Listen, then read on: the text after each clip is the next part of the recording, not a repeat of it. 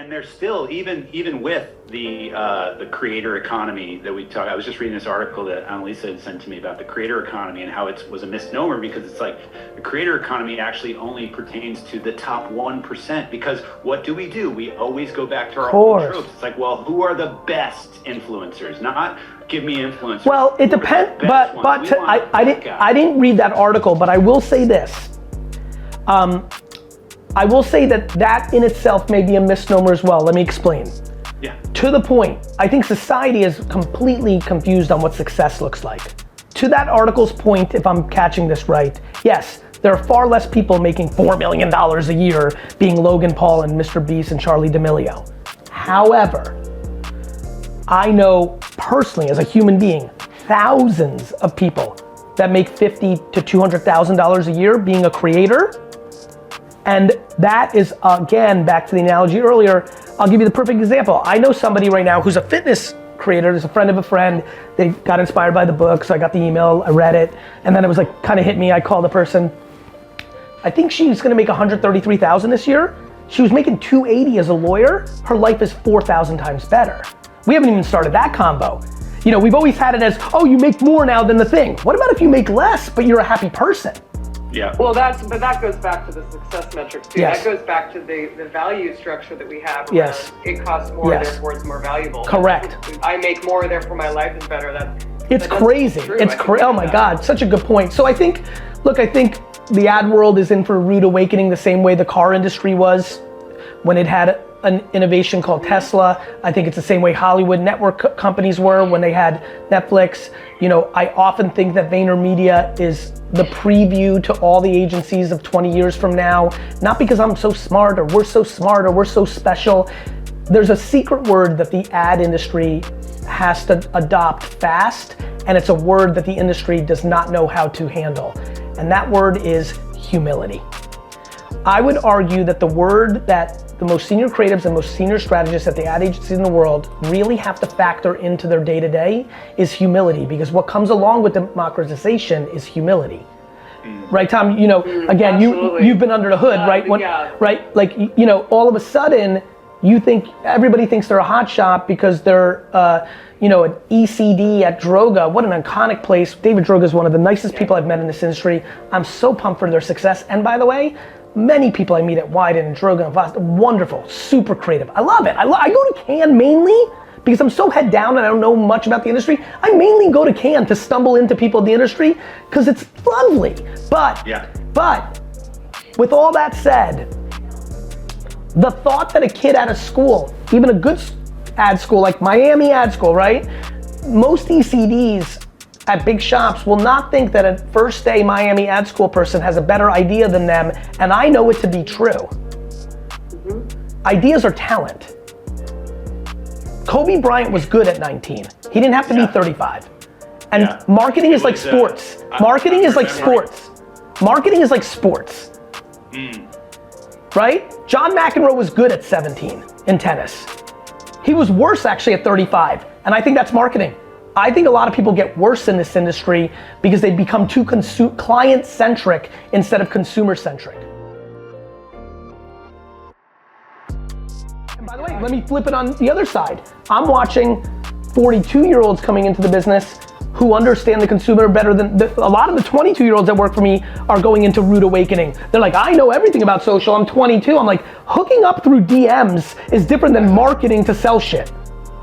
Yeah. And so they come, like, I've been enjoying it. I had a great meeting the other day where I kind of like played them into it. Like, yeah. And I was like, what about everything that's actually been going on for the last 4 months? And they're like, oh, fuck. And I'm like, yeah, like cool.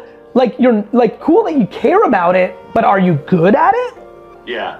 Like I'm 47. Like, that's humility. Yeah. Like where do you need to get better and how are you doing that? What's your plan? Yeah. I'll tell you why. My team knows this. I don't react to virality. When we crush it, when a Garyvee video, I got 3 million on this green screen the other day. No reaction. I get 40,000 views on something that completely, like one of the worst pieces of content I put out from performance, and I'm like in there like, isn't this fucking great? What does it mean? Let's talk about it more. Let's shit on me more. This was mine. I'm the worst. Like that's just lacking. Like, and for everybody who's listening, don't confuse conviction as an opposite to humility. It's actually beautiful partners to dance.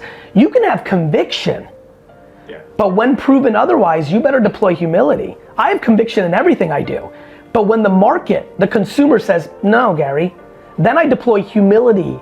And I watch everybody in this industry use headlines in Ad Age or Ad Week, awards, and seniority and where they work and some other cockamanian bullshit as the justification why they're right in the face of them being wrong.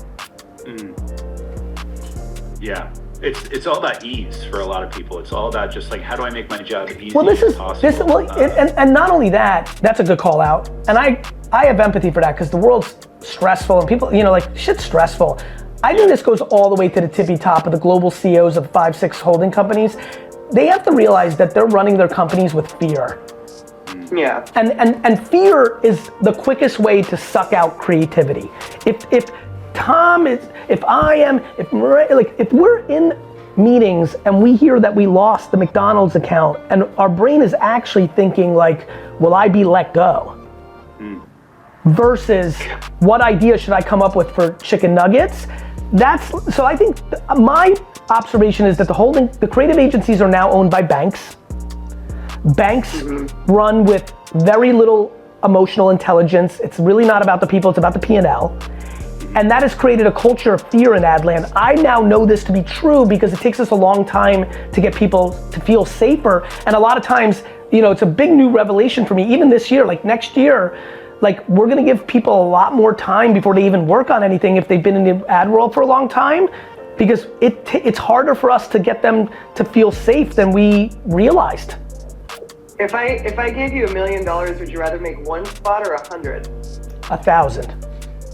Exactly. And so I think when the price tag is so high, the fear goes up, right? Because then, oh my gosh, I better get the return on that investment. What an investment. Well, it's even worse than, I know we're going over time, I apologize, I'm end of the year, I gotta get a lot done, but I'll leave it with this. It's even worse than that, right? Because all the reporting, like the justification, how do you measure brand? That's like asking somebody to measure God and love. But there's reports for it. There's a bullshit Miller Brown report for it. There's a bullshit Nielsen's report for it. There's a bullshit client internal MMM for it, but it's fake. My friends, it's Santa Claus. Measuring brand is Santa Claus, right? So even the incentives, and you know this, and Elisa, like we have clients that say, Gary, we want to do award-winning work. I'm like, why? Well, it's better for sales. I'm like, not really. Here's how the report came about. It was incentivized for creative agencies to sell you that bullshit. And more importantly, you're really doing it because you want self-interest for your career. So when you're named that at Cannes, you can get another CMO job. So let's talk real talk, friends. Yeah. Like, why do people want to be associated with things that the industry talks about? Because it gets them jobs. Because agency owners like myself, I don't do this, but like I know this is what the industry does. You look at a thing, it's like, oh, this thing's hot. Oh, who are the creative directors? Oh, go to LinkedIn. Oh, hey, Sally, you want a job? I'll promote you from an ACD to a CD, from a CD to a GCD, from a GCD to a D. Like, can we call out the game? Can we call out the game? Yeah. Because it's definitely not working. And what I'm most worried about is back to all the lovely people, and this is my last point, I promise, I'm sorry, team. I don't think people know how big the day of reckoning is. There's a reason so many people are getting left go in Hollywood that work in networks. It's because they lost. I don't think people realize that if they don't adjust soon, the top 45 creative agencies over a decade will lose 50% market share, meaning 80% of the staff will be let go. And when they get let go for being in the old game, the new winners aren't gonna be rushing to hire someone who thinks that they should get a brief. Who hung out in the old game. 100%. Right. The point isn't so much. It's not so much if. It's really when. And are our clients ready? Correct. And how can we help them get more ready? And I Correct. think you're right to be calling out the rules or what's broken. Yeah, and look, so let's define the new CMOs. rules. There's a reason CMOs are 18 months, and that's going to trickle down to our agencies, and already has. Yeah. Honestly, I have no pride or excitement about our hyper growth. Because I know it's coming at the expense of people that, like, when we win, I'm happy for my team, it's what I'm supposed to do, but my brain always goes, like, when we lose business, I just run on lower margin and try to figure it out. When they lose business, they fire everyone that was on that account. Yeah. And so my brain goes, we just want a big piece of business. Literally, after yay, my brain went into like, fuck. Like I know what's gonna happen on the other side, across the street. You know, and so our industry needs to get healthier, kinder, more empathetic. We gotta figure shit out.